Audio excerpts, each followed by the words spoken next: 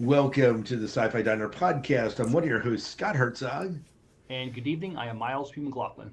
I'm Chrissy Raffensperger. And I'm Dave Sellers. And tonight we have a fantastic show for you talking about all sorts of things sci-fi. We really haven't gotten together for about a month here because of schedules and everything and conventions and house sellings and other stuff. So it's great to actually get together and talk again with you guys. But for those of you joining us, if you don't know, we do have a Patreon they can check out. Just go to patreon.com/sci-fi. And we can get a trial on Audible on us at audibletrial.com/sci-fi diner. So how's everyone doing here? Pretty good. Yeah. I'm doing really well. Congrats, Jen, on becoming a master clinician. Well, or whatever. So it goes, first you go and you get your master's of social work. Then you become a licensed social worker. So you sit for a test. Then you spend a bunch of years and a bunch of money getting supervision.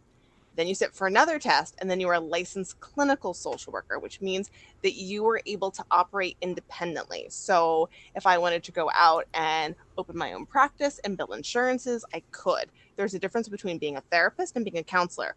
Therapists have credentials and are regulated. Any of you can hang a shingle outside your house and call yourself a counselor. Okay. But you can't bill insurance. And I really recommend, if you do have someone who's hanging their shingle out and just calling themselves counselor, you do your research and you understand that they are not a licensed professional. Yeah, got it. I'm not saying that they're not good. I'm just saying that they're not licensed. Yeah, very good. But again, congratulations on passing the exam. Thank you. I have worked since I decided to go back to school and get my master's. I've worked 10 years towards this. Nice. That's awesome. Wow, congrats. Yeah.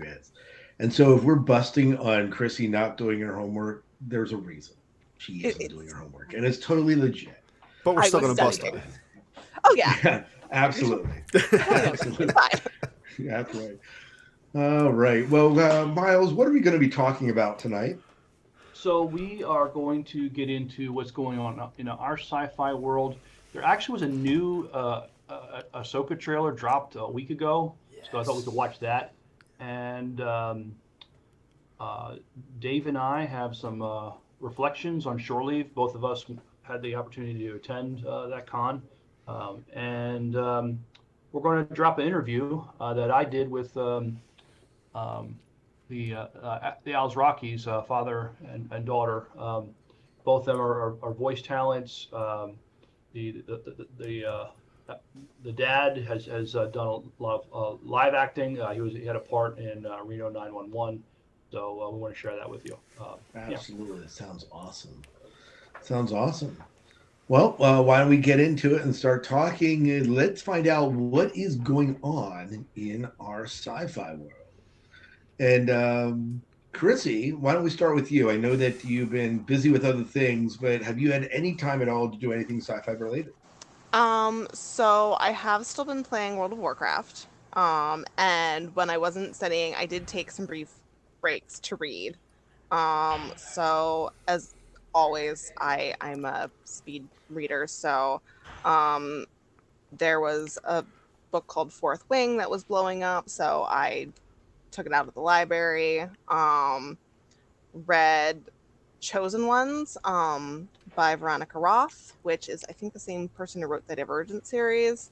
Yes. It was an interesting take on like the Chosen One trope, and that it did a lot of undermining of it and kind of like took it in an interesting angle. So I wouldn't call it like an outstanding book. I would just find it was just an interesting book. I read After Alice, by Gregory. What's the name? It's the same person who wrote Wicked. I wasn't as impressed with After Alice as I was with Wicked, but I also read Wicked back in high school and saw the musical and everything else. So I don't know if I went back and reread Wicked if I would find it to be as new and refreshing now as I did then. And so my mom brought home Starbringer for me, although it's by Tracy Wolff, and I don't usually do like sci-fi, fantasy, romance stuff. I just don't usually. That's not usually my thing. But I'm not going to argue with a free book, so Right. Yeah, and then on my to-do is The Hanging City. It's probably the next one that I'll read. And someone had me read A Curse So Dark and Lonely, which usually I like retelling of, like Grimm's Brothers fairy tales and everything else, but it really wasn't a great retelling of Beauty and the Beast. It just wasn't. So it was very mediocre. Right. I would say it skews on the lower side of one standard deviation from the mean. So that's how I've decided I'm going to review my books from now on. They're either going to be within one standard deviation above, or most things are average. Sounds great. Very good. So hopefully I'll be able to do my homework and watch Picard now that I'm not going insane. Sounds good. You won't be disappointed. That's right. I won't be. No. Yeah. Miles, how about you? Tell me a little bit about your sci-fi world. So I am enjoying Star Trek Strange New Worlds, but at the same time I am having a complicated relationship with new Star Trek. We could talk about that. Marvel. I'm watching Marvel Secret Invasion. It's a little slow burn, but I am enjoying it. Saw a couple movies. And this has been it's been a little while since we had recorded. But I saw Transformers: Rise of the Beasts the weekend it dropped. I really enjoyed that. And I watched The Flash the week after, and that movie has no small amount of controversy, but it also really bombed at the box office. I don't think it's quite as bad as people are saying. I rewatched Inner Space. That was the movie with Dennis Quaid and Meg Ryan, but more than that, Robert Picardo had a supporting role in that called The Cowboy, which is a very funny character. Now, if you've never seen Inner Space, I think it was made in '89. But yeah, good sci-fi comedy. Never saw it. You got to put that on your list. That might be worth a review. Non-sci-fi, Jack Ryan dropped, so I'm watching Jack Ryan, and I'm currently reading the fourth and I believe the last book in this series, Matt Miller and the Colonies by Mark J. Rose. It's a time travel novel of how this character, Matt Miller, and other people from the present got sent to colonial America. Very good. Sounds awesome. Mm-hmm. Interesting. Yeah. We're in colonial America. Mm-hmm. What colony? Did I say that right? Before, I probably used the wrong term. Just before the Revolutionary War. I shouldn't have said pre-colony. No, you were right. I was just wondering if there was within a particular colony, because I was like Jamestown colony, or what colony? Like what they're mostly state? they're mostly in Virginia. Okay. But they do go to Philadelphia. This is in 1760s, and they do go to Great Britain. Matt Miller, the protagonist of the book, actually meets up with several of our founding fathers in the book. So, all right, very good. I was just curious because different colonies kind of have slightly different flavors, and Oh yeah. How they're working. So I was like, I wonder what. And the author actually focused in on. The author actually deals with different flavors, and Virginia at the time was probably the most predominant colony at that time. Yeah. Very good. Nice. Dave, how about you? What's going on in your science fiction world? Oh boy. Really enjoying Strange New Worlds. I'm very happy with this, and I really want to talk to Miles and find out what he's got what he's got going with this. Marvel Secret Invasion. I'm a couple episodes behind on that one. For some reason we got into watching something else at the time, rewatching something else more than likely, and got to get back to finish that one because we were really, really enjoying that one. Just started another playthrough of Mass Effect last weekend because I was bored. Yeah, I've been pretty busy working on a bunch of other things around the house that kind of took a lot of time out. Shore leave 2 weekends ago. Really, really enjoyed that. It's the first con I was at since Farpoint in 2020, Right. before everything shut down. So 2019, I guess, was the last shore leave I was at. So it was nice getting back to it again and seeing and talking to the people we did there. It was a real treat. You guys unfortunately missed out, and I did. we got to get you there next year. Yeah. Yes. We, Next year I won't have any test prep. That'll be good. I hopefully won't be selling the house. I would hope not. Hope not. You won't have the bed and breakfast to worry about. You're in a new house. School's out. It's July. There's no excuse now. No excuse.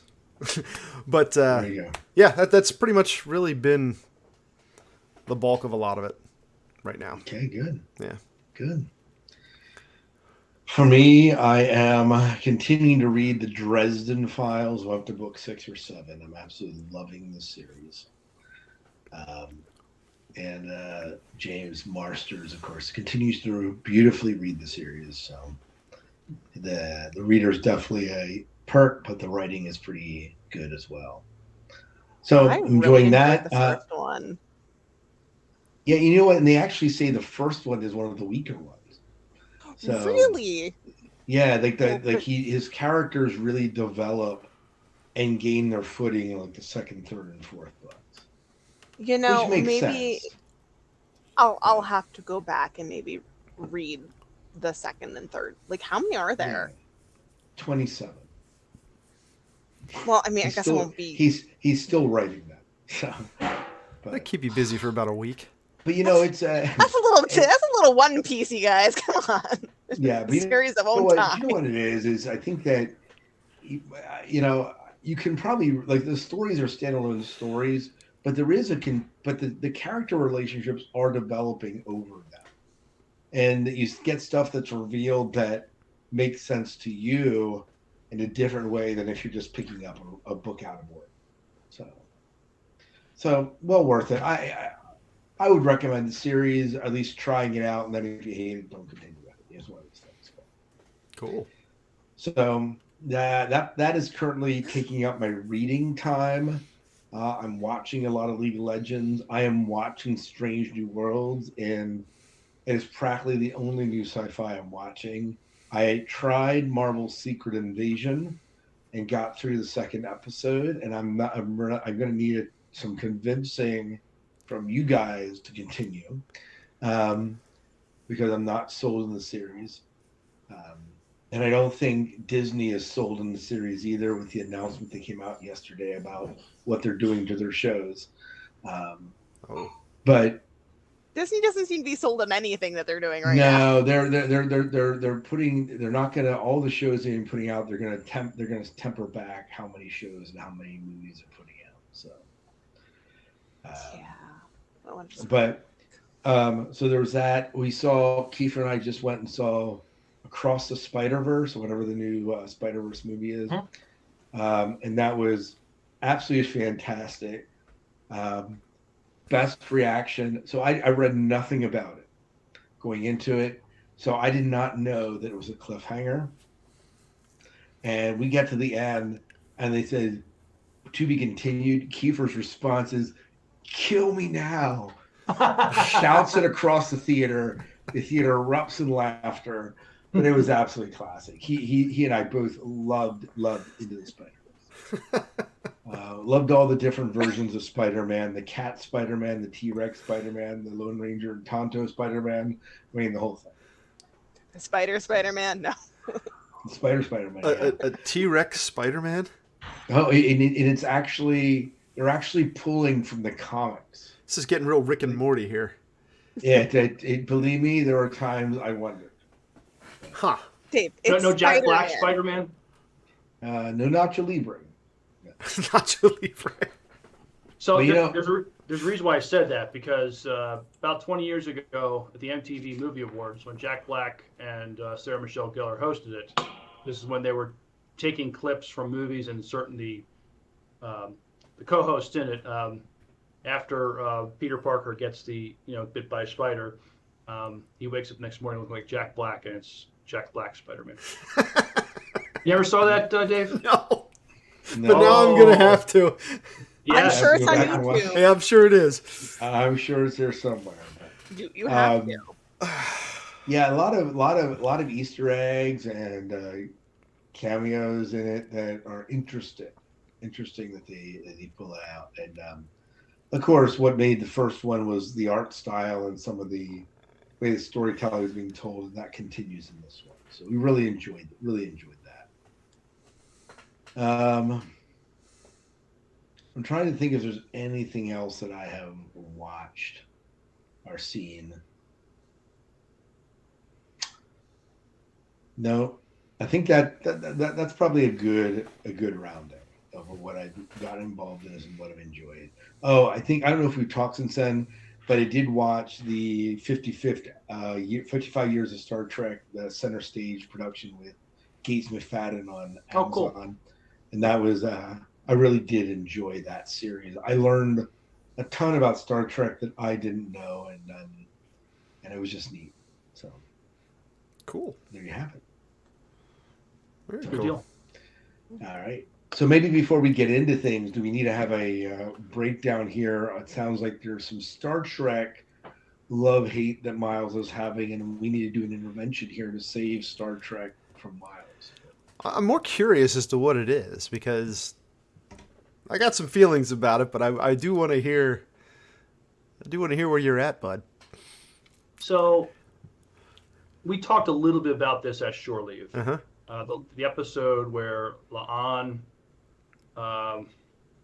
gets sent to the 21st century with alternate timeline Kirk, and we find out they change when Khan makes his appearance.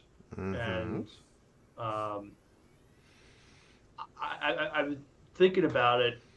Now, I realize that in the original Star Trek series, they said Khan made his appearance as an adult in 1992 and reigned to 1996. Well, the writers of Star Trek now want to try to connect our world with Star Trek, and so the only way for them to do that is to change the fictional history of what happened, and I don't like it. I don't see the need for it. Star Trek exists in a fictional universe. We don't need to do that. Well, Miles, what you need to understand is that there are many parallel universes, and there are many versions in which Kanyan Soon exists, and so this is just an alternative timeline to the one that you know. It's like this multiverse. Well, you know what, and I would agree with you, Scott. But the problem is the writers say this is still in the prime timeline. As far as how I mentally make sense of it in my head, no, this is an alternate timeline.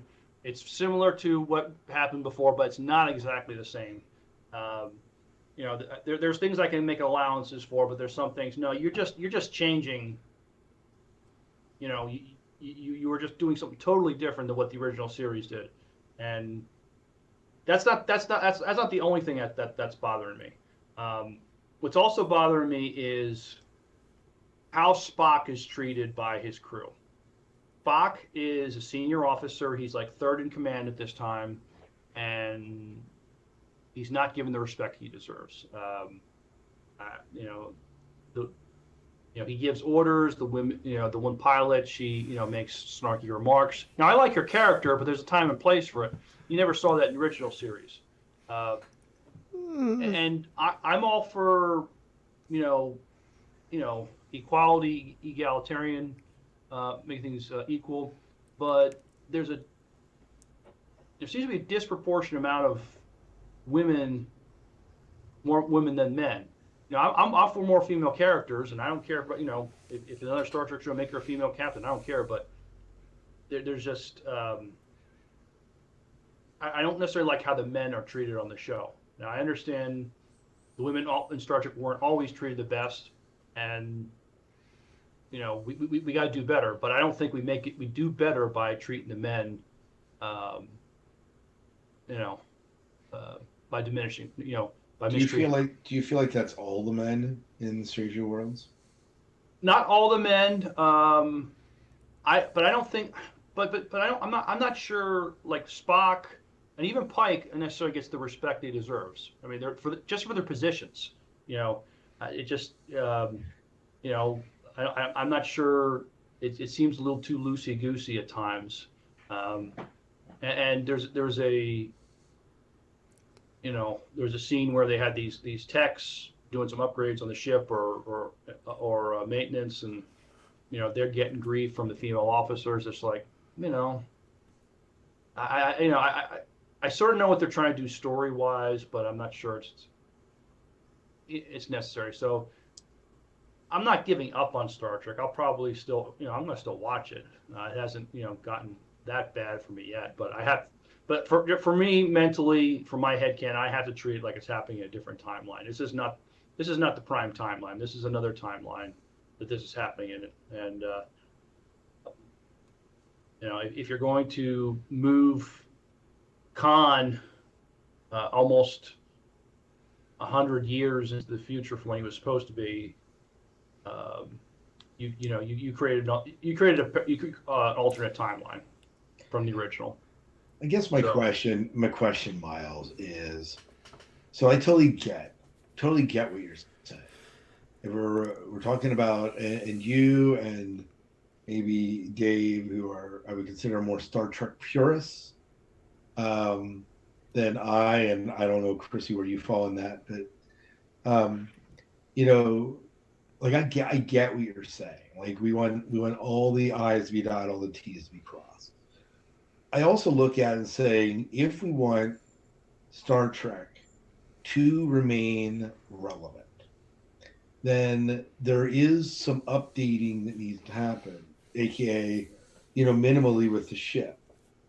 Obviously, they need to update the ship to not have it look like 1960 Star Trek.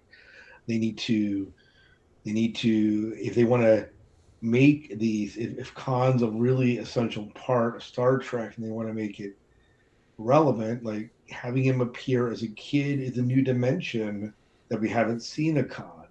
And if you're going to do that and not, time warp back to the 80s, then we're going to have to see it in modern day and whatever that, or whatever it is that they're trying because the 80s were right. No, yeah. I mean, I was alive for 3 years of it, but still. Totally agree. But they actually bring it, a little bit further in the future.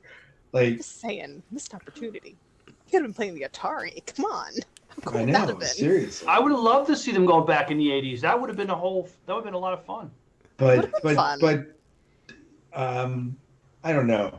I guess guess the origin story could have been like watching Transformers and like, sorry. Yeah, which is interesting because if I'm correct, where in the second season of Picard, when Data, aka whoever he's playing, pulls out the Khan folder, what year is that happening? That's in like 2024, I think. So how much further into the future is this Khan kid that we see? Well, they don't say what year La'an and Kirk go to. It's sometime in the 21st century, whether that's present day or a decade later. So Picard and they could be working off the same timeline as Strange New Worlds. Well, but what you're saying is it just doesn't fit into the original. Yeah, you don't see in Picard when he pulls that folder out, that file out. You don't see a date written on there, I don't believe. So, I mean, as far as we know, this is old research he's dug up from back during the eugenics time in the 90s when Khan first appeared out of it. And I know Miles and I talked about this. Like, the big problem I have is there is a date on it. There is a date on it? What's the date? June 7th, 1996. Okay. So that would But have does made that fit? that Does would that have fit into the timeline? that would have fit into the standard timeline.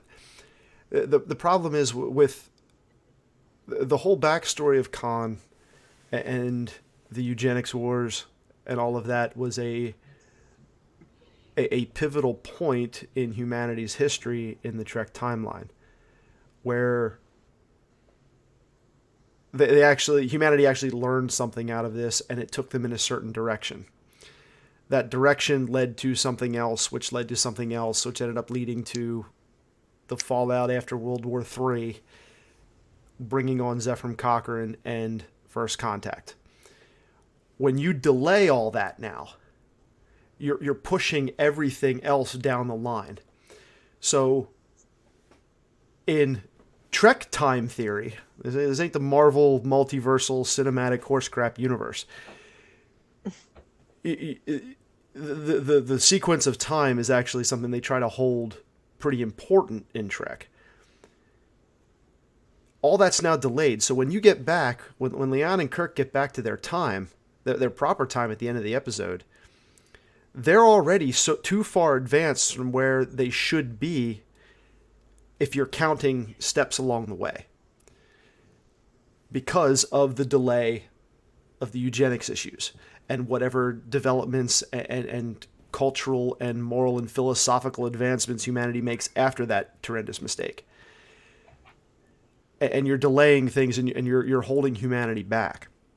That's kind of my big problem with the timeline. Not so much that they put him there rather than 96 or the 90s when he came to power, but because that would have delayed everything else up to that point. And you would have been seeing Captain Pike, if Pike was alive at that point, captaining an NX class and exploring the beginnings of the galaxy with Faith of the Heart, rather than on the Enterprise. I'm getting the dirty looks now. This is going to be great But do you know? Does that make sense? Do you know what I mean? Like, Yeah, I mean, regardless of how people feel about where you put something, it's really time travel is kind of a tricky thing in stories, because you need to make sure that you don't end up breaking your story. Because if you have and I get Marvel multiverse, but I think that's why at a certain point Marvel loses me, because at a certain point I'm like, okay, so what if the heroes win or the villains win? Because in another universe it's the opposite, and so it starts losing its meaning, it starts losing its impact. Right. And if you're constantly having timelines switching and changing and moving all around, then things that are impactful, things that are important start getting messed up.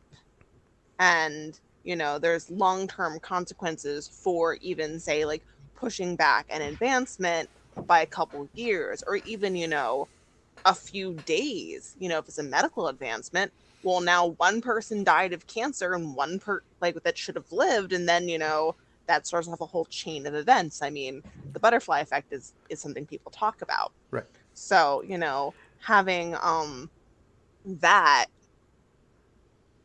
I haven't watched it, obviously. I haven't done my homework. I'm terrible.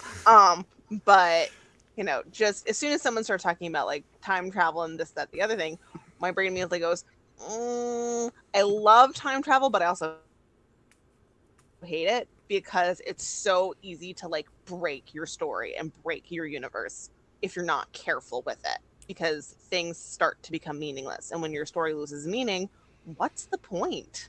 Right.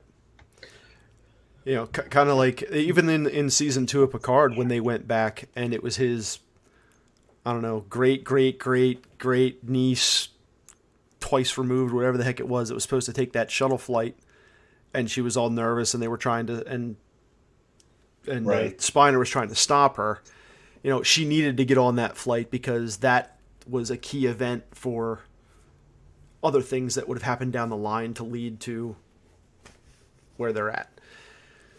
It just, but it goes back to the same old adage. If you could go back in time, would you kill Hitler? Well, okay, yeah, but what would that have done? What would have changed? What else would have come about outside of that? And it's purely possible that, just from the little bit of Trek history we have that we make a bigger deal of than what it actually was back then, and all of something else would have happened, and all these other things would have fell into place. But Yeah. without it being written, we're stuck with what we know. Right. But I want the writers to leave what came before alone. Just, yes, you know, please. I don't think touch it. Yeah. I think respecting source material is really important. I think that's where my saltiness over Star Wars comes from, is I feel like they weren't respectful of the source material at all. And so I actually started becoming a bigger Star Trek fan. Like, it used to be like I was probably a little bit bigger Star Wars fan than Star Trek fan, but when they really started screwing around with Star Trek, I was like, I'm done. Bye. Peace out. You know, at least Star Trek, they respect it. God damn it, guys. Come on. Like, respect what came before. You can still go do your own thing. But if you really, really, really want to go do your own thing and not respect the source material, then just go make your own franchise. It's fine. I will say, or revive something else. Exactly. Now, I will say it was nice to see even a young adolescent Khan was not a pasty white Englishman this time, Right? Which was a drastic improvement over. Yeah, they made him of Indian descent. Yes, over J.J. Abrams' travesty. But hey, Can't have everything. small victories. Right. But you mentioned Star Wars. Star Wars does not respect source material. No. Yeah, I mean, when you talk about that, you talk about even like Darth Maul, let's kill him off. Well, people like him so much, we'll figure out a way to retcon him back into the series. Yeah. It's just and again and there's and again. yes, and again, right? And so There'll be clones of him next. certainly don't not worry. the Star Trek has maybe been better about it than most, and I don't know. I feel like they, as a general rule, the entire timeline still holds together, and okay, every date is now lined up, at least according to Strange New Worlds, and maybe Picard, but we have Trek that's being made relevant to a modern audience that I continue to hear good things about as a general rule. Yeah. But, yeah. I mean, I haven't seen it, so I don't know Right. about all of the modern updates. I don't know. We'll wait till Jen sees it, and then we'll make it. Well, I'm now curious to see some of what Miles was saying about the women interacting with the men. Because obviously I want, positive things for my gender, being a woman. At the same time, though, I don't like it when I see depictions of, in order to depict a strong, independent woman, she needs to then be like a bitch to men. I'm like, right. no, that's not. I don't need to put other people down in order to bring myself up. We call that bullying, and that's not healthy behavior. Like, Yes. So Totally agree.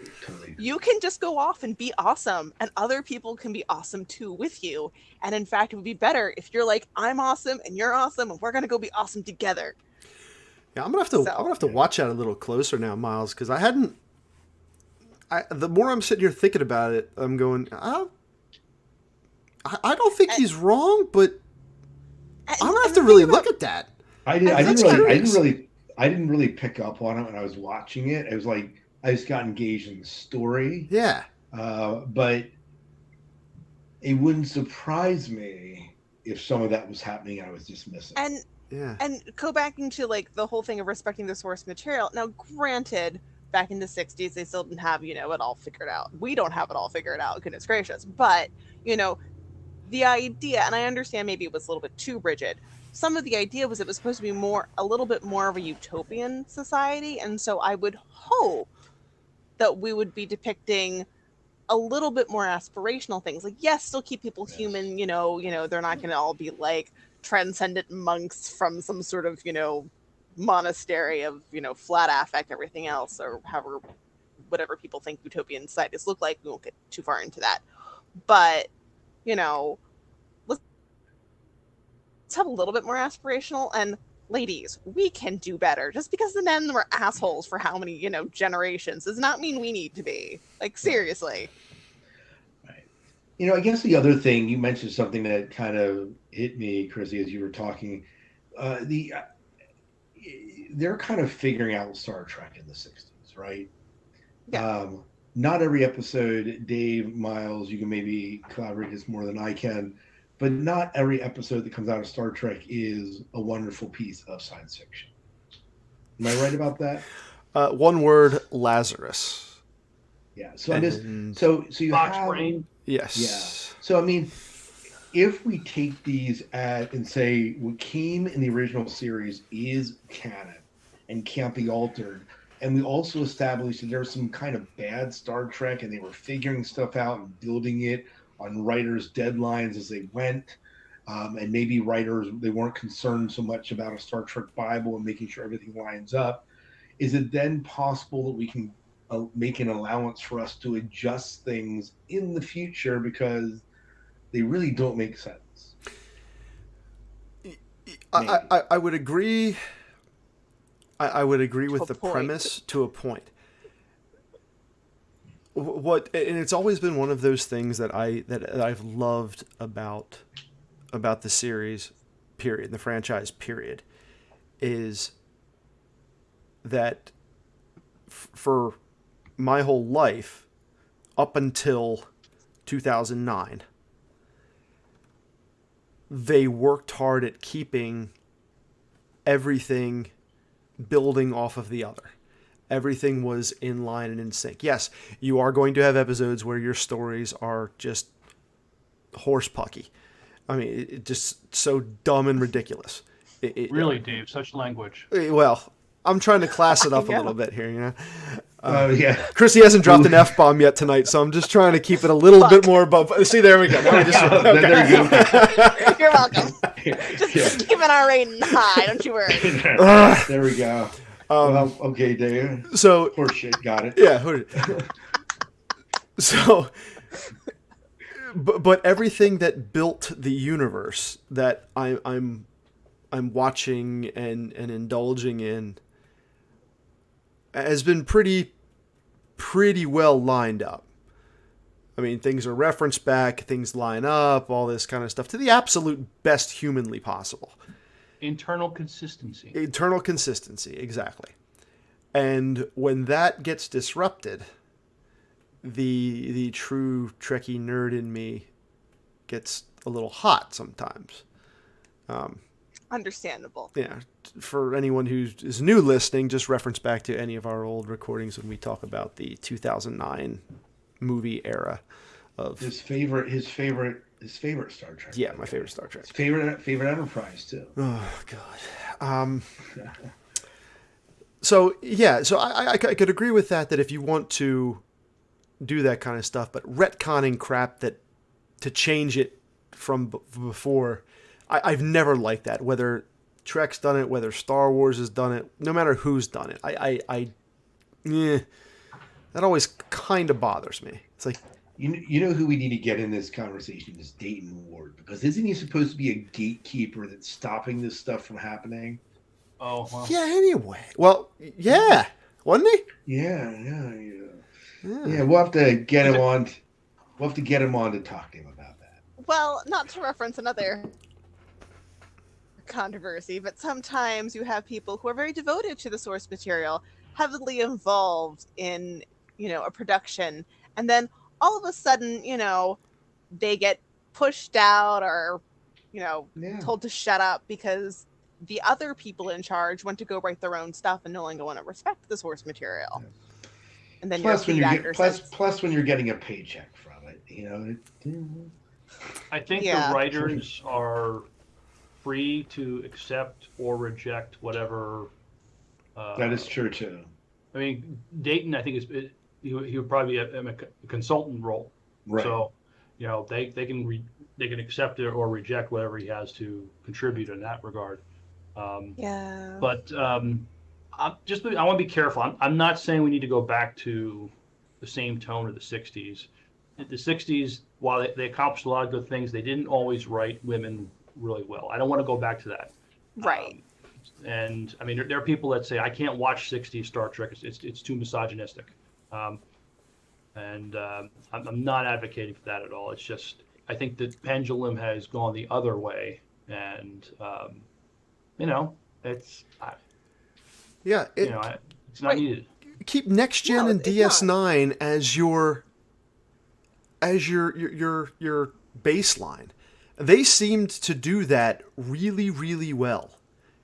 Well, there were still some problems with it, but you know what? If you want to tell a modern Star Trek story with modern things, go make it up. It's fine. Just give us a whole new generation, a whole new crew. We've been there before. We will get excited for it. We don't care. Just give us more Trek. We're perfectly happy to do that. You don't need to go back and change classic Kirk or Picard or Catherine Jane. You don't need to change any of that. You don't DS9. You don't need to. Yeah. It's fine. Just keep that there. Go tell your own story. Yeah. Literally, no one is stopping you from doing that. There's no rules. It's great. Creativity. Go crazy. Yeah.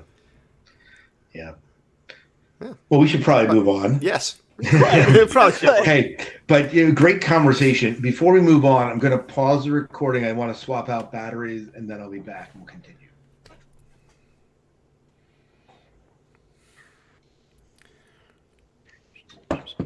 What do you think of this? Came from the board. What do you think of this past episode, Miles, with Spock? That I actually liked. Yeah. I thought T'Pring's parents were hilarious. Oh yeah, they were. But again, you want to talk about putting the men down. That dude was about as submissive as anything, wasn't he? Oh, dude, he was pussy whipped. Okay? I mean, but it worked. It worked. It worked. And that whole that ceremony they were following, it kind of had a Festivus vibe. Yes, airing of grievances. Mm-hmm. Oh, you're talking about the latest episode. Yeah. So that was airing of grievances, and I was like, Festivus. Uh-huh. Yeah. I laughed out loud at certain parts of that one. That was fun. I mean, when Spock almost dropped an F-bomb, I mean, oh my God. Almost. He didn't know. Yeah. Oh yeah. All right. Anyway, so before we talk about Shore Leave, do you want to talk about the new Ahsoka trailer and then move into Shore Leave? Yeah. Sure. Do we want to watch it real quick, or? Yeah, let's watch it. This dropped, you said, about a week ago, and so hopefully many of you watched it. We're going to watch it here, and then we will go ahead and talk about it. War is inevitable. One must destroy in order to create. We are no Jedi.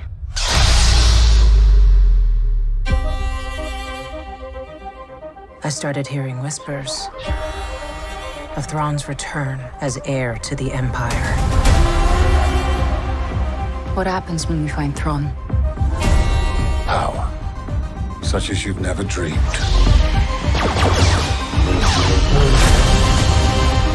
I've spent most of my life fighting a war. That's why I'm trying to convince you to help me prevent another one. You and I both know who could help you with this. She's still just as stubborn as ever. I bet your master found you difficult at times. Anakin never got to finish my training. I walked away from him, just like I walked away from Sabine. You never made things easy for me, Master. As a Jedi, sometimes you have to make the decision no one else can. But I'm counting on you to see this through. Nice haircut.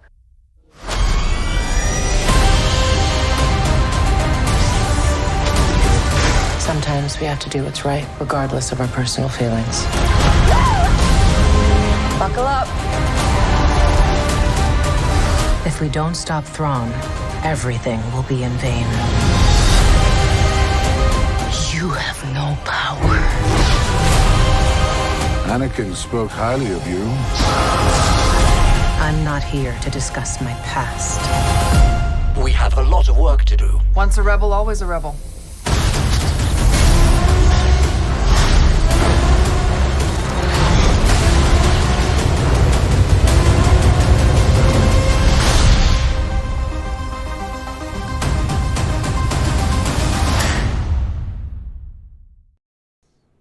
All right, are we ready to talk about it?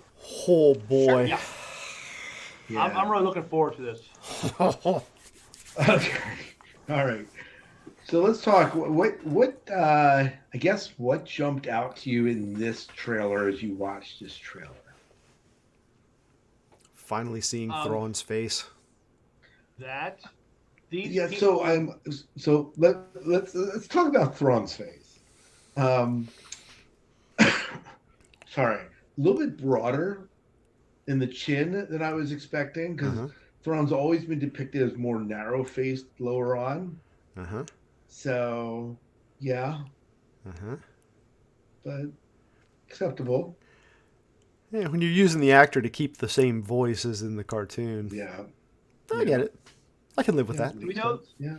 Do we know who this actor is? I'm not. Have you guys seen him in anything? I'm not familiar with him. Just his voice. Yeah. I don't know. Yeah, I'm not sure. Did we actually see Ezra? Yes. As a little hologram or whatever, but I still think Ezra. very briefly. Yeah, briefly got to see Ezra Bridger. So that painting was cool because they used basically the animation style from the animated series. Right, for that. right. That's a definite callback. Mhm. Yeah. The one person that calls someone master.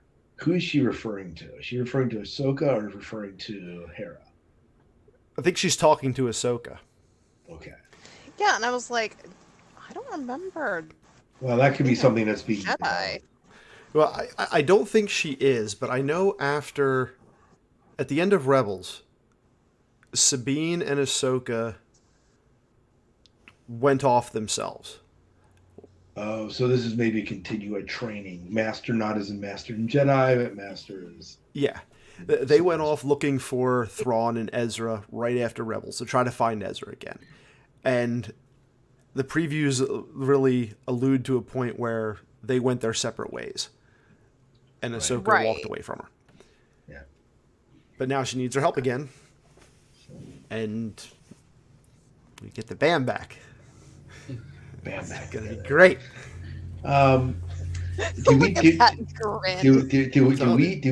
Do we briefly see Mando as well? There's a Mandalorian that shoots out. Sorry, I just hit my mic. Sorry. There's a Mandalorian that shoots out something from his hand at that one clip, and it looked like he was all in silver. We might. It wouldn't surprise me if we did. Right. At some point, all these shows are going to get tied together. Right.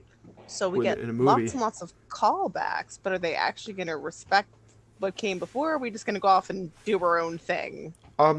With who's running this show now, I think we're going to be very true to what came by. My trust has been betrayed before, Dave. Well, yeah, but that was not betrayed by, the likes of Dave Filoni.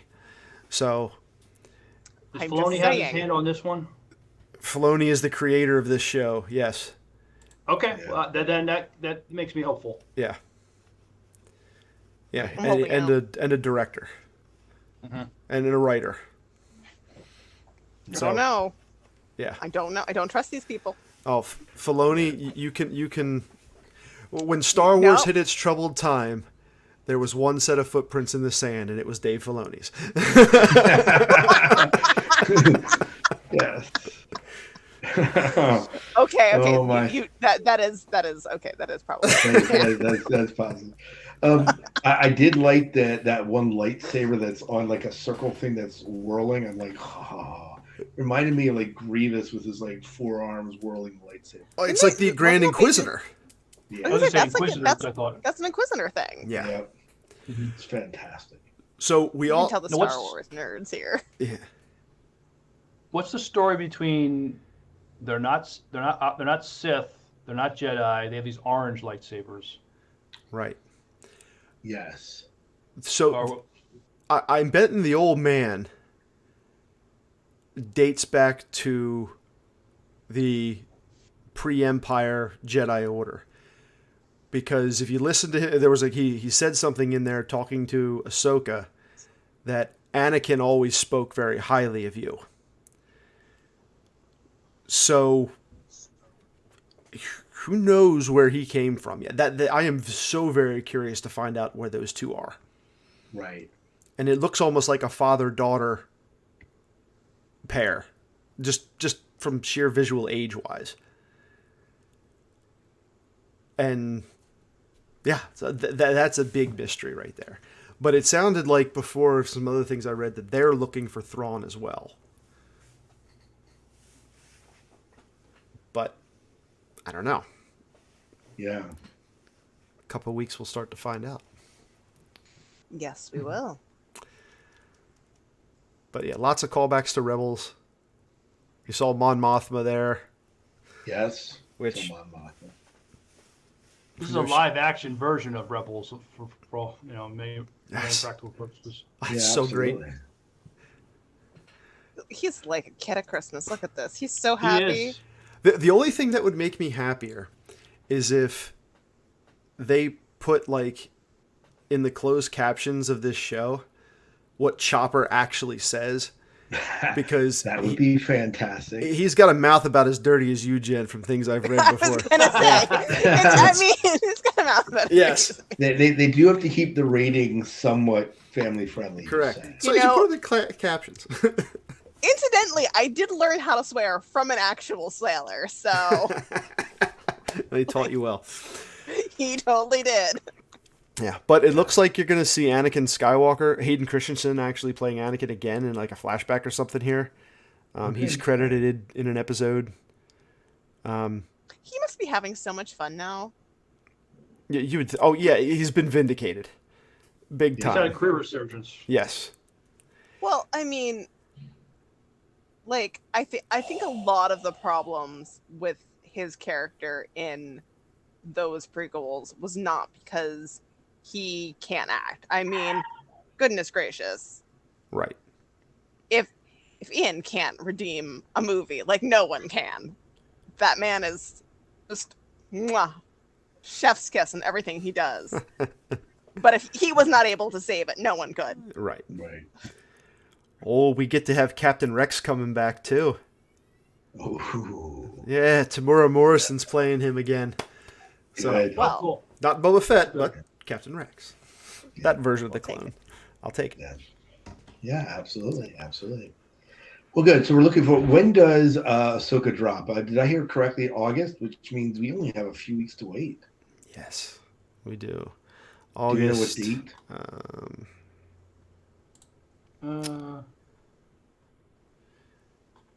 date? So I have enough time to go watch Picard and then get into this. And then Ahsoka, yeah. Have you watched August 23rd? August 23rd.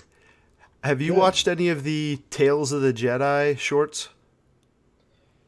Did they release another season? Well, I don't think so. I think it's the ones that were already out there. I watched. I don't think I did. They say you should watch there's one or two in there with Ahsoka that you should watch. You know how I beforehand. feel about series giving me homework to do. You know how I feel about that. Right. Well, yeah, now you're you very have the behind homework. too. Yeah. If your thing should be self-contained. Me going and watching additional things should enhance my enjoyment. That's not what it your does. Requirement. That's what it does. Yeah, it gives you some so long backstory as it's enhancement. as long as it's to simply enhance my enjoyment of it, rather than make it so that it's stupid and terrible unless I've gone and watched it. No. I mean, which is why you need to watch the Ewoks at Endor. you don't need to watch it. I'm just kidding. I'm just kidding. Okay, I did watch this as a child, so I probably have a very different first reaction than you. I actually really liked the Ewoks, but I was also I did too, because it was like the only Star Wars that was out. I was like, wow, this is awesome. No, I didn't. Correction. I liked the Ewoks in Return of the Jedi. Oh. I Not the wasn't that movie? fond of the movie, but I know. Look, poor Dave is like having a conniption over here. As an adult watching it and then seeing them, I'm going, We should you're review really that movie telling as a me sci-fi that diner. these things are able to defeat this highly advanced thing with just logs coming and smashing them? Like, how does this work? There, Physics. Why would you not? I'm pretty sure if I had a tank, a U.S. tank, and got 2 logs and went like this, I don't think I could smash the tank. Although, does anyone have a tank for me to smash for science? If I had a tank, you ain't smashing it. I'm doing the smashing. But it's for science, Dave. Science. I need to know, can a tank withstand 2 giant logs coming and smashing it? No. Although maybe if it was like one of those trees, like redwood trees, but that's not what they depicted. Like if they were like, as big as the 2 of us standing on top of each other. To be fair, they did really big. They did shoot that scene in the redwood forest, so maybe they were redwoods. It would have been. They didn't look like redwoods though. And how far back were these things? Like, what was the velocity of the logs? Yeah. I now need to know what it is, how big the force was, whether or not what the airspeed of an African swallow is. Yes, that would make a great Mythbusters episode. I was just gonna say that. Stay tuned for Sci-Fi Diner Mythbusters. That's where right. we attempt to recreate the destruction of an ATST Walker with 2 logs. Yes. Can we destroy it scientifically? What is the force necessary? So one of our listeners out there has to be a nerd and able to wireframe this into a video that we can do. A real science nerd. Oh, we would bring you on the show to talk about that if you did it. Yes. And explain the science. You know what? I would not be surprised if there was not some sort of like mathematical physics paper out there with said hypothetical thing. I just someone's already this. Sounds like you just to a university's library. Sounds like you just got yourself a new homework assignment. Okay, sorry guys. See, how much homework can you take? So. This is what made studying for my LCSW exam so difficult, because I would be reading something and go, oh, that's so interesting. Huh. Go on to Wikipedia 3 hours later. Oh, that's right. We were studying Maslow's hierarchy of needs. That's right. Okay. Not the dancing plague of the Middle Ages. Right. Chrissy, we can only give you so many extensions. I know, exactly. You got to start turning in assignments here soon. First a card, then going and searching down the paper. Although that. Yes, absolutely. All right, well, let's move on from Ahsoka and move into shore leave. And Dave, Miles, you guys went and represented the Sci-Fi Diner at the con. Tell us a little bit about the con itself, what it was like being there again, and your awesome experiences. Saturday was packed. It was full. Yeah, it did. I mean, according to Mike, it didn't sell out, but it was still very good numbers. And Friday was very good too. I think a lot of that had to do. I mean, they had their guest list I'm sure had a lot to do with it. And now that we're forgetting, I mean, COVID really seems to be a distant memory now.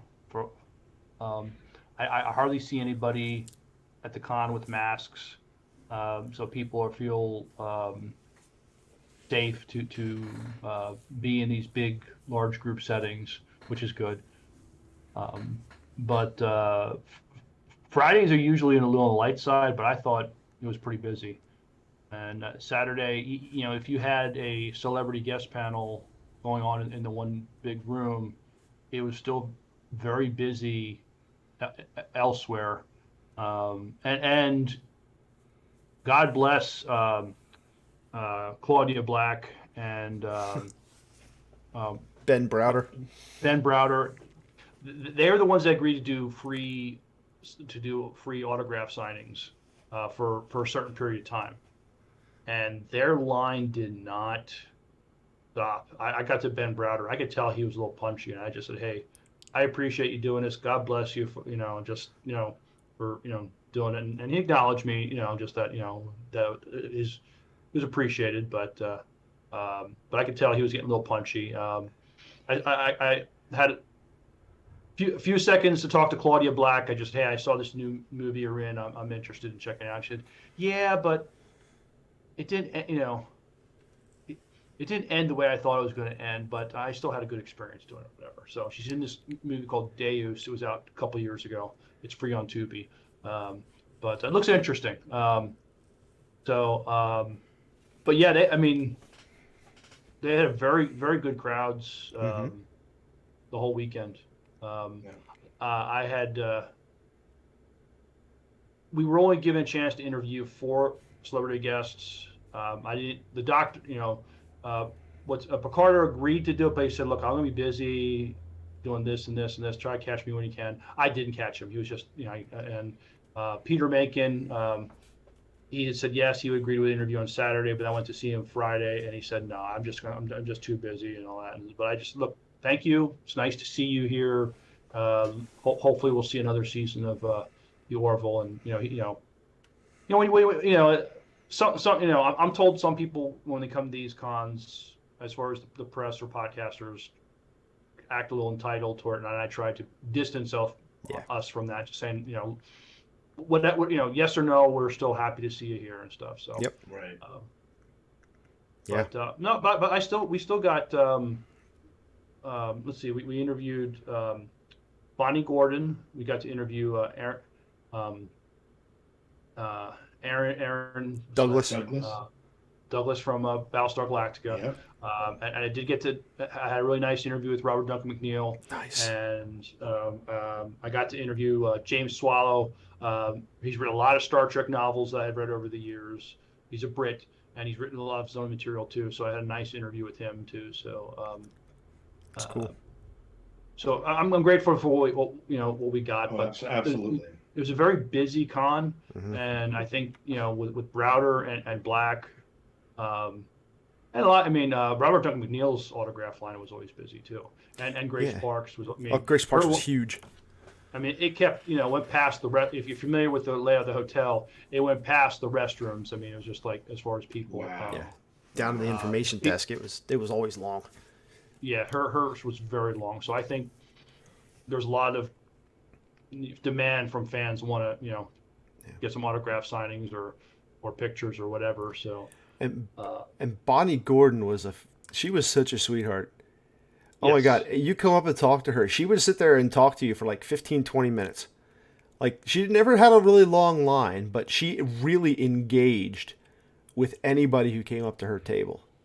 And her big thing was the voice of the computer in Prodigy, right? Yeah. Mm-hmm. And Miles and I poked in, like we went in to sit down during her panel. It wasn't very full in there. We kind of sat in the back a bit and just to keep playing the day out a little bit because she was one of the first up that day. And we got listening to her, and she was hilarious, a little goofy, heck of a singer. She would write parody songs for. She'd use sci-fi themes. Sci-fi themes, yeah. Popular songs, and her own Weird Al version of stuff. And she was a great entertainer too. Oh yeah, good. They were clever. Yeah. She was a trip. Yeah. Aaron Douglas was pretty cool coming up and talking to him. He was, true to his Canadian heritage. He was just a pleasant, cool dude. Yeah. Very good. Well, so I hear that you did have an interesting experience backstage, so I really need to understand this better. And so our listeners, we've hinted at this, and we really do need a tell-all here. So, well, this is my fault. So I this was during Robbie Duncan McNeil's and Robert Picardo's panel, and I'm a loyal listener of Robbie Duncan McNeil and Garrett Wong's podcast, The Delta Flyers, where they are going through Star Trek Voyager. They're now halfway through season 7. They've had some of their Voyager alumni on the show, and the first time they've had the Doctor on this last time, but they also they called him out of the blue. They just said, let's just call Robbie. Let's just call Bob. And Bob is on his bike And when they call Bob Picardo, he wipes out on his bike, and he said, "Ow, my ass!" And so I just said, I enjoyed your appearance last time on their podcast, but that was your first experience with their podcast. Are you still mad at them for making you wipe out on your bike? And so he goes into very explicit detail.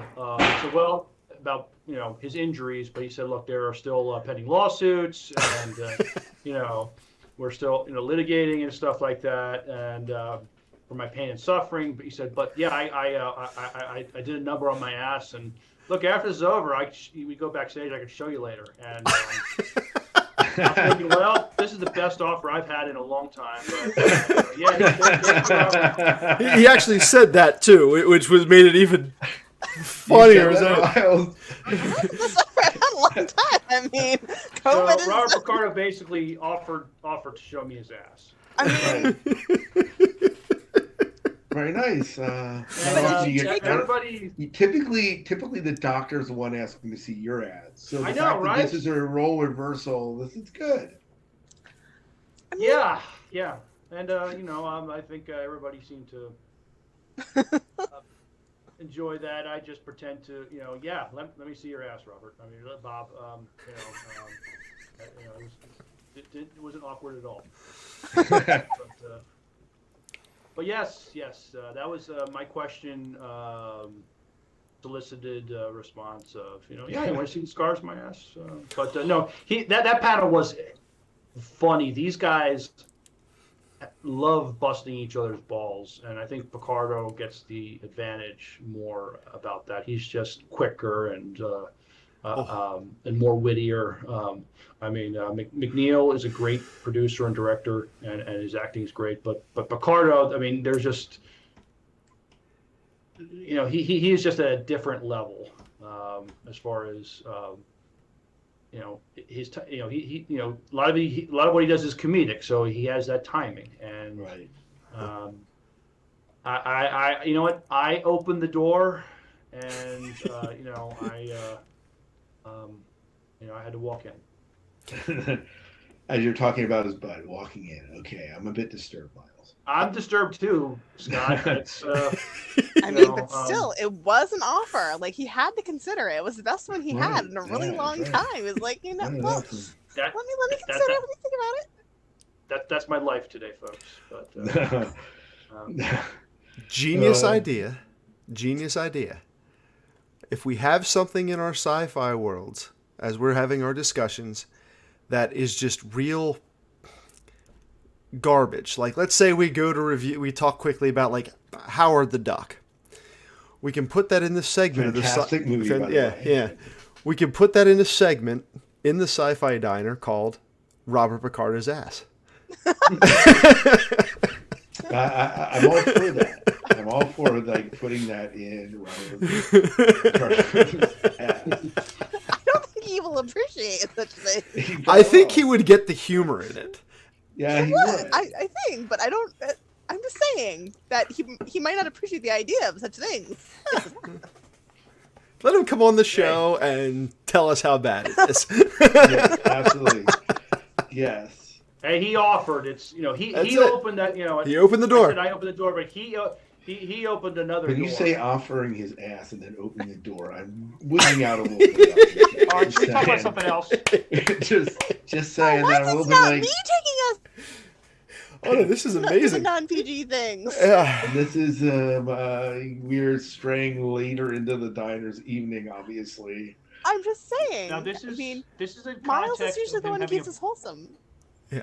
This is in all context of a bike accident, a horrible bike accident. That's all. Right. Which is How why we're dare talking about you anything make you fun don't of like someone's shoving terrible injury? Shame on you. That's right. There was about probably 2 or 3 times on my way home on Saturday where that conversation just popped into my head, and I just started laughing in the car, going, "Oh my god, I can't believe he said that! I can't believe he offered to show us his ass." That's just, I can't believe Miles responded the way he did. Oh, that was better. That was the best part. Talk like, about best comedic I timing. Scott. It's I I can either go like this and walk away, or just have fun. Embrace it. Have fun with it. Yeah. Embrace it. Very much embrace. Have embrace fun it. with Robert Ricardo's ass, guys. Oh, yes. one other big well, at least a highlight for me at Shore Leave. If any of you have ever watched the Starship Farragut fan films that they made, I got them all here. I got to watch them again this week coming up just to refresh it out. Really good, really well done. That same group is working on another project called Farragut Forward. Their premise is now they've jumped out of the TOS era and they're now in the movie era with the beautiful maroon uniforms and the things and everything. They played us a little behind the scenes footage during their panel, and holy crap, did that look awesome. I mean, it looked amazing from what they're doing. And listen to these guys talk about it. I cannot wait for this to finish up. Now, biggest problem is that thanks to certain fan groups ruining everything for everybody. Yeah. They're only allowed to make, what was it? Like, only, your production can only be no greater than 30 minutes and non-consecutive. So I couldn't make a 2-hour movie, break it into 30-minute segments, right, and end up releasing it over time. They'd have to be different stories, different episodes. The good thing about that, though, is, Dave, if there's a lot of new Star Trek fan films that have basically forgotten the whole Paramount guidelines. They've done their own thing, and Paramount is not coming after them at all. I think it was, it took a few years of a break, but then it's just like people started doing their own stuff again, but they're not making money off of Star Trek. And I think that's the biggest overriding thing, as the guys talked about in there. We're not making money off of this, but look it up, check it out. Farragut Forward. It looks absolutely outstanding. Absolutely outstanding. And the big shocker when they started talking about building these sets and everything, they started right here in Lancaster, Pennsylvania, building these sets before they moved the production down to Virginia. Yeah. And I was shocked, like, this was going on in my backyard and I had no idea about it. I couldn't help. And I couldn't help. Yeah. That was the big thing. I would have certainly brought my toolbox and come and help, but I had no idea the thing was going on. Yeah. Lancaster County is surprisingly good at building sets. Yeah. Yep, that's true. They are. It is true. If you had said, like, what can Lancaster County do? Building sets would not be my top thing, but they're really good at it. Really good at it. Yeah. Yep. So that was. Oh yeah. That was, no. Very good. Well, I'm looking forward to hearing the. Do you have more to say, Dave? No. I was just saying. I'm just looking forward to that and wait to see when it comes out. Do we know? Do they have a target date for it? I don't think so. They're still working on some filming. Still raising more money. Raising more money to finish up. Yeah. Yeah. Very good. Well, before we're about ready to wrap up the show here. Before we do that, Miles, we should introduce this interview that we have been delaying for some time, that you had a chance to chat with at Farpoint, a different con that we go to. Tell us a little bit about this interview that we'll be sharing. Yeah, so I had the opportunity to talk to Carlos Alzraqui and his daughter. Both of them have done voice acting. Carlos has done live action as well.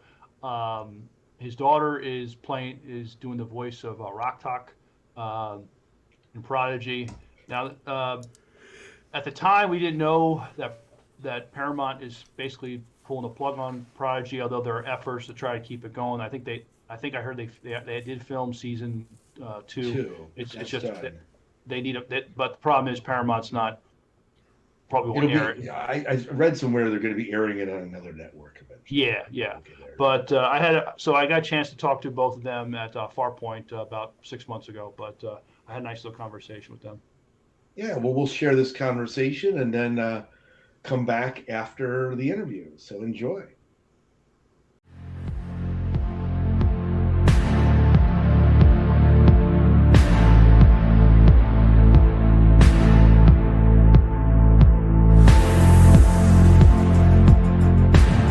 Sci-fi fans, we're at Farpoint 2023, and we're hanging out with Primetime Emmy-nominated actor and voice talent, Mr. Carlos Alzraqui,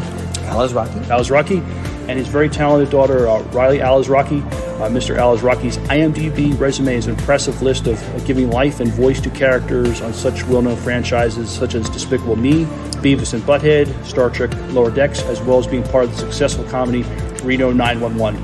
Ms. Alzraqui IMDb resume is also an impressive list of live action and voice talents in children's programming, drama, and even horror comedy credits. And Star Trek fans know and love her for giving life to the character of Rock Talk on Star Trek Prodigy. Welcome and thank you for taking time to talk with us on the Sci-Fi Diner podcast. Thank you. This question is for both of you. I would imagine there was a time in your life after entertaining your family and friends with impersonations and voices that you might have thought, I might have a real talent for this and I can make it into a career. When was that for you? Well, for me, it was in college. I had always made fun of coaches, parents, as I had said in the interview in the other room, that my best friend's parents were from Glasgow, Scotland. So 5 days a week, I'm there listening to them, watching Monty Python, listening to my own parents from Argentina, watching British comedy. So right around college, I just said, well, I've done my major. Let me try stand-up comedy and doing all these characters. So it was 1984 and 85 that I said, I think I can make some dough doing this. And then Rocco happened in 91, and then off I went. So it was in the early 80s for me. When I knew that I wanted to be a voice actor.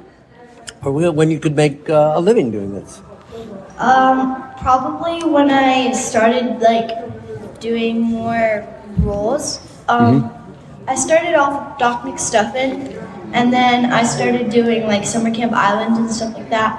And then I guess I just got more little guest stars, and I was like, okay, I can actually get these. And then I got Star Trek. Awesome. Similar question for Ms. Alzraqui. For you, I mean, did you see that having a famous father, but thought maybe maybe some of that talent kind of maybe inherited some of it? I guess. Yeah, pretty much. And for you also, so while Star Trek Prodigy is marketed as a kid's show, I have to confess, I watch it and I love it a lot. This is the Star Trek I've been waiting for. There are times I've watched it and it made me cry because of the excellent storytelling, great characters, and callbacks to Star Trek that came before. What has been some of the positive feedback you got for your work and for the show as a whole from folks, from fans? So a lot of people today, there was one person who was he came up to me and he was like, your character's so inspiring, she means so much to me, and he was telling me all these things that he loves about Rock Talk, and I was like, oh, people, it really got to me, people actually find it very, very, very inspiring, and I think that's so awesome because I was very proud. I was like, oh, thank you so much. And it's so awesome to see how people can relate to a character or just love a character and bond, relate to it. Yeah. So I think that seeing people so happy with Rock Talk and having it be their favorite character and stuff, it means a lot to me because it shows that they really like it. She's like Mowgli. You're part of us now, man cub or woman cub. You're part of this jungle family. I just want to assure you, it's not just kids that love the show. It's a lot of adults that it resonates with as well. For Mr. Alzraqui, so this is a two-part question. When you're doing an established character like Bane in a Batman animated movie, is it your job to maintain what has come before, or can you add some of your own embellishments? What does the process look like coming up for a voice for a new character? As I had said in our meeting in the other room as well, I didn't know the Bane legacy, as it were, and so Andrew Romano recommended me, and I came in and I was going to do the character. It was not an audition process. While I was doing, or just after, there was the Tom Hardy version, oh Batman, I see you, tossing people out of airplanes. But no, I didn't know he had Latino roots or is from Latin America. I think Colombia in the lore of Batman in a cave. But she just knew that I had Latino roots, and so I could go basic. And when we fought before, I broke the bat. Today, I break the man. So I just went deep and gravelly and Latino, and that was all upon the suggestion of Andrea Romano, who steered me in that direction. But later to learn that he was such an important part of the Batman series and lore, I was really flattered at, because I didn't have any idea of it beforehand. I've enjoyed a lot of the Batman animated movies that you've been in, so look forward to more. Yeah. A question for you, sir. It's my observation that there are many comedians who are voice actors, but not all voice actors are comedians. Yeah. How has your background in comedy influenced or helped you in your voice acting? Well, your recent guest, Billy West, told me the reason why, and he explained it so beautifully, is because we participate as comedians in theater of the mind. We see a bit, we write a bit, we produce a bit, we direct a bit, all in our head, and then we spit it back out. You know, I have a bit about leaving Rylee in the car to go get a parking ticket verified, and the car was still running and she's rolling away. And I saw that movie. Mm-hmm. I was in that movie, and then I play the character that rescued her. I play her reaction. I play every part of that, and I see it in my head. And so, because we participate in theater of the mind, like I remember when my friend Kevin's dad used to talk to us. I see Kevin's dad, like, Kevin, use it, Carlos. If you're going to lift weights in that room, don't drop them on the floor. It's tremendous weights, Kevin. I've seen it. I know how to recreate it. Mm-hmm. And so that's what voice actors do. We see it in our head. Mm-hmm. And we do that. I tell people we do that with dogs and pets, right? You have a dog and you're like, hey, you look at the dog's face and you're going to go, what do you want? You want to go outside, did you go, but you do. And it just automatically comes out because that's how you think the dog is going to. That's what I think Billy is right. Theater of the mind allows us to be voiceover actors. One last question for the both of you. What is new on the horizon for you? Or is there any new projects coming up that we could be plugging? Nothing much for me.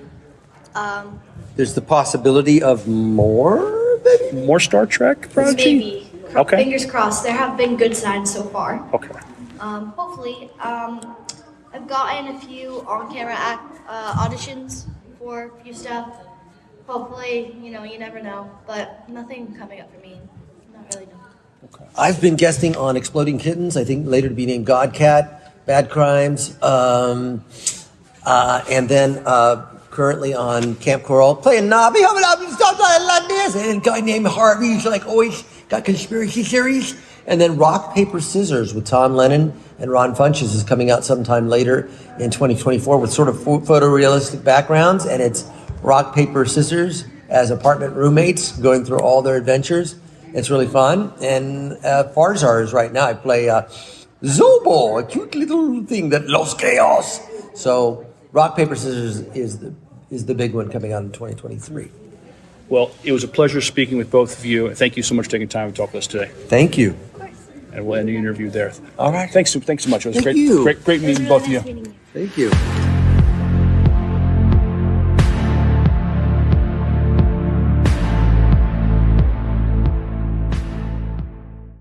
And we're back. Hope you enjoyed the interview. Miles, thanks so much for representing and bringing that to us. You're welcome. Yeah. So we should do a review sometime again of another movie. Mm-hmm. So we should make that on that's like summer is a great time for me to do some homework. So and Chrissy needs more homework after all. But. Hold on. So I'm doing Picard. I'm finding myth busting of physics paper of Ewoks. We'll call that a extra credit assignment. Yes, extra credit. To make up for all my zeros for not completing my homework. Right, exactly. Yeah. Got it. So we maybe off the air we could talk a little bit about what movie we want to do next. But I'd be up to do a movie review for the next time. Yeah, that'd be fun. Yeah, because we'll have, and then the next time after that we'll be almost out of Ahsoka territory. So that'll be interesting. We will be. About that. So yeah. Well, let's talk. Let's throw some things around the chat and talk about what movies we want to go back and revisit. And I know you mentioned one, Miles, that Picardo did. We could do that one maybe. So. Inner Space. That would be one. I have another Inner idea. Space, right? Yeah, Inner Space with that'd be a suggestion. Yeah. Cool. All right. Well, very good. Well, it's been great chatting with you guys, and I guess we should exit out of the show. Miles, why don't you take us out? All right. Till next time. Good night and good luck. We'll see ya. Leave your tips on the table. And go boldly to sci-fi dinerpodcast.com.